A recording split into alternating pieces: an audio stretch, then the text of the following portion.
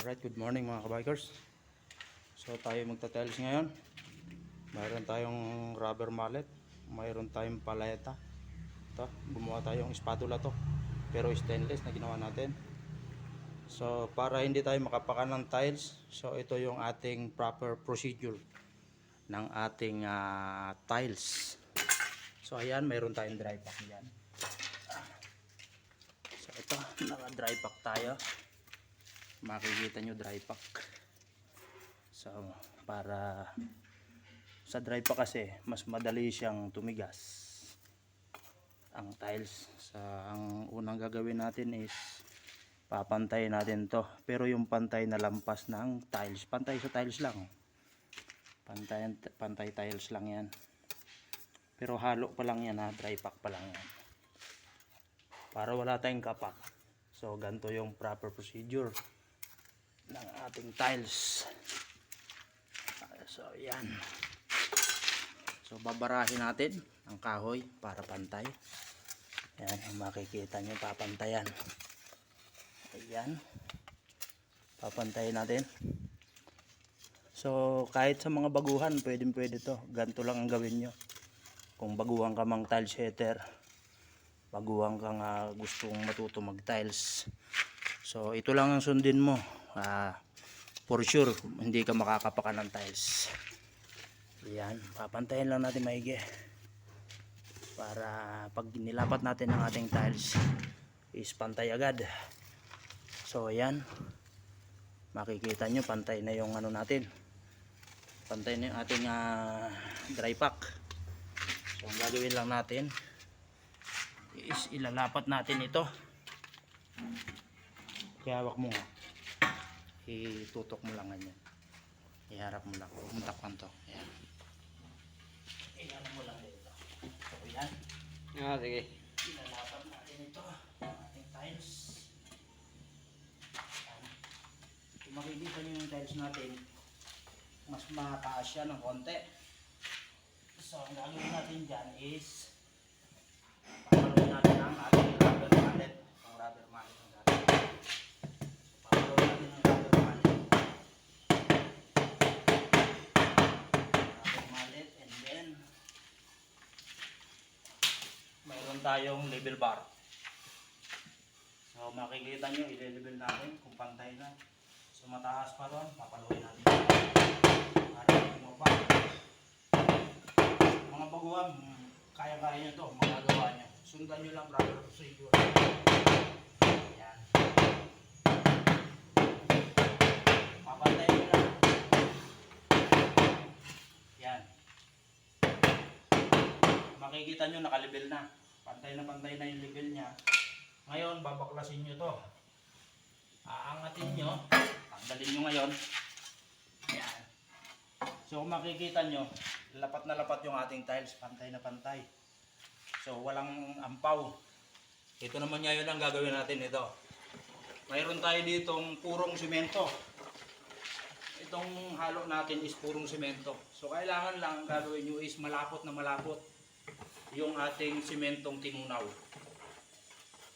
Ito walang kakapak-kapak to, hindi kayo makakapakan ng tiles. So ang gagawin nyo lang is ibubuhos nyo rito.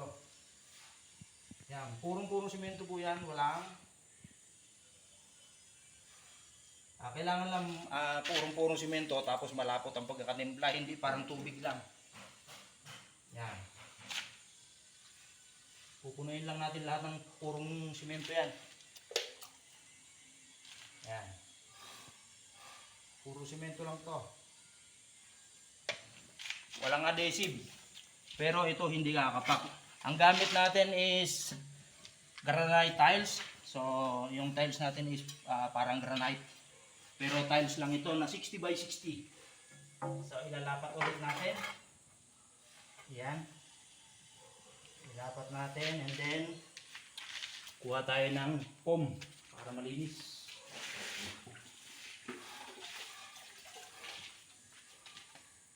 Aalisin lang natin tong excess na simento ating binuhos. And then papaluin ulit natin.